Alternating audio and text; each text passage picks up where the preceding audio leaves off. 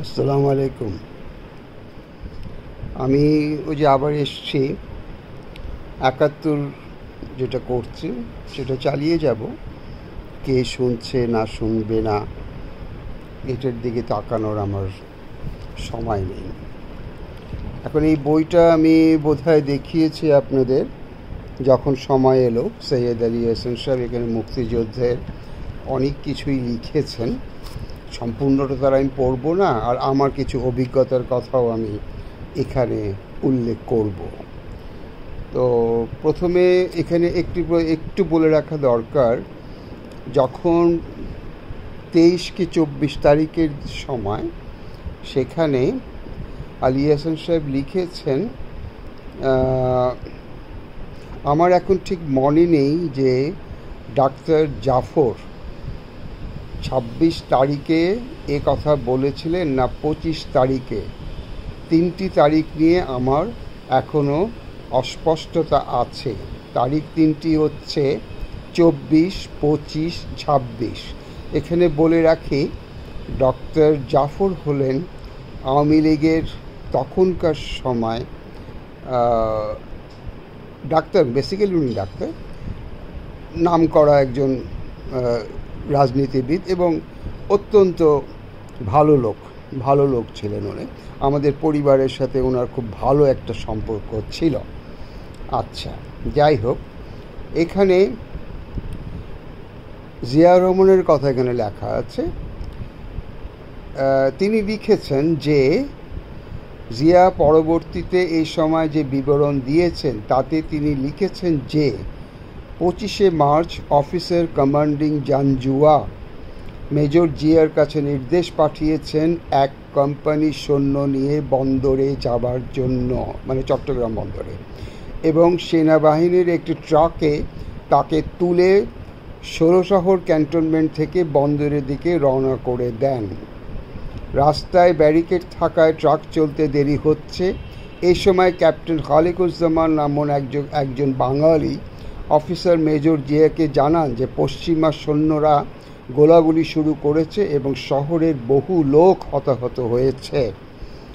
সে সময় মুহূর্তের মধ্যে জিয়া সিদ্ধান্ত নেন যে তিনি বিদ্রোহ করবেন এবং তিনি উই রিভোল্ট বলে বিদ্রোহকে সুস্পষ্ট করেন।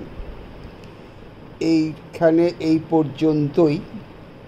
তারপরে উনি লিখেছেন যে 25 তারিখ সন্ধ্যার দিকে EPR, east Pakistan regiment, Zia কালুরঘাটের পথে ইপিআর এবং কিছু জওয়ান বিশ্ববিদ্যালয় ক্যাম্পাসে এসে জড়ো হয়। সেই সঙ্গে কিছু ইস্ট বেঙ্গল রেজিমেন্টের সৈন্যও হয়তো ছিল। এরা সবাই বর্ডার ছেড়ে শহরে চলে এসেছিল। বিশ্ববিদ্যালয় ক্যাম্পাসে তারা নিয়েছিল মেজর জিয়ার বাহিনীর সঙ্গে যোগ দেওয়ার জন্য।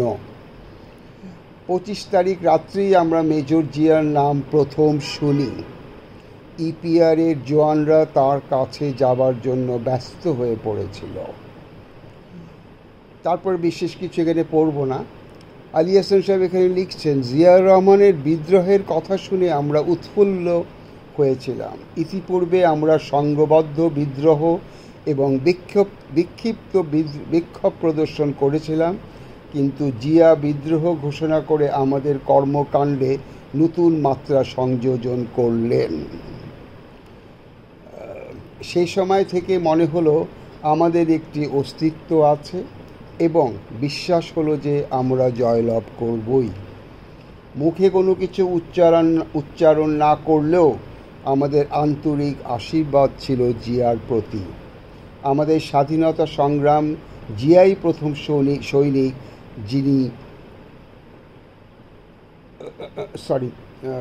সৈনিক যিনি সংঘবদ্ধ বিদ্রোহের কথা ভাবতে পেরেছিলেন এবং প্রত্যক্ষ সংগ্রামের পটভূমি নির্মাণ করেছিলেন।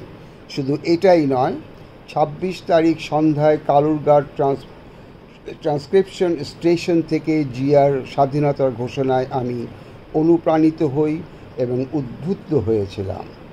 26 তারিখ দুপুর 11টায় প্রথম অল ইন্ডিয়া রেডিও থেকে বাংলাদেশের গৃহযুদ্ধের কথা শুনলাম এবং সেদিনই সন্ধ্যায় জিয়ার কণ্ঠস্বরে স্বাধীনতা ঘোষণা শুনলাম। এই ঘোষণা শুনে আমার বাসার সবাই উল্লাসে ফেটে পড়ে। মুশকিল হয়েছে, আমি চোখেও খুব কম দেখি। আচ্ছা, যাই হোক, ঘোষণা শুনলাম, এই ঘোষণা ফেটে পড়লাম। আমার স্ত্রীর চোখ দিয়ে পানি ঝরে পড়ছিল। তার সেই আনন্দাশ্রু দেখে আমার চোখও ভিজে উঠেছিল। সেই সময়কার অনুভূতি আমি শব্দে ব্যক্ত করতে পারবো না। আমার হৃদয় তখন একটি একাগ্রতায় উন্মুখ হয়েছিল। মনে হচ্ছিল পৃথিবীতে আর কিছুই নেই, শুধু একটি ঘোষণার একাগ্রতার মধ্যে আমরা আনন্দে নিমজ্জিত হয়েছি। কোনোরূপ চিন্তা ছিল না, যুক্তি ছিল না, শুধু একটি বিস্ময়কর অভিনিবেশ। আমি এই ঘোষণার মধ্যে ডুবে গিয়েছিলাম। তারপরে একটু আসি, সরি। আচ্ছা, সেদিন 26 তারিখ ছিল আমার জন্মদিন। এই তারিখটাকে আমি এখনও স্মরণ করি এই জন্য যে জিয়াউর রহমান সাহেব সেই সময় যে ঘোষণাটা দিয়েছিলেন সেটি আমার জন্মদিনের উৎসবকে আরও উৎসাহ দিয়েছিল এবং উৎসবটাকে আমি যথাযথভাবে পালনও করেছিলাম আমার স্ত্রীর মাধ্যমে। এখানে একটি জিনিস আমি সবসময় ভাবি যে না, এখানে না, আর পৃথিবীতে জন্মগ্রহণ করেছি এবং পৃথিবীতে আমার কিছু, আচ্ছা, এখানে 25 তারিখ রাত্রিবেলা, বেশ রাতে, বোধহয় রাত 12টা হবে, শুনতে পেলাম যে চট্টগ্রামে আওয়ামী লীগ প্রবীণ নেতা জহুর আহমেদ চৌধুরী এবং এম.আর. সিদ্দিকী ভারতীয়দের সাথে যোগাযোগের জন্য আগরতলায় চলে গেছেন। এটা একটা পর্ব, এটা একটু পরে আসব। তো এখানে একটি কথা বলে রাখি যে 71-এর অনেক ইতিহাস আছে যা লিখিত হয় নাই বা লেখা হয়নি বা লিখতে দেওয়া হয়নি। আমরা যারা মুক্তিযুদ্ধের সময় ছিলাম, আমি তাই দায়িত্ব বোধ করছি কিছু ঘটনা যেটা আমি জানি, আমার স্বচক্ষে দেখা এবং আব্বার কিছু বইতে আছে, আমরা সবাই মুক্তিযুদ্ধের সময় সেখানে ছিলাম। আমার কর্তব্য দেখেই আমি জানিয়ে দিচ্ছি। আপনারা যদি শোনেন আমার ভালো লাগবে। তো ভালো থাকুন, বিশেষ কথা বাড়াবো না, বেশি বড় ভিডিও মানুষ দেখে না। আল্লাহ হাফেজ, ভালো থাকুন।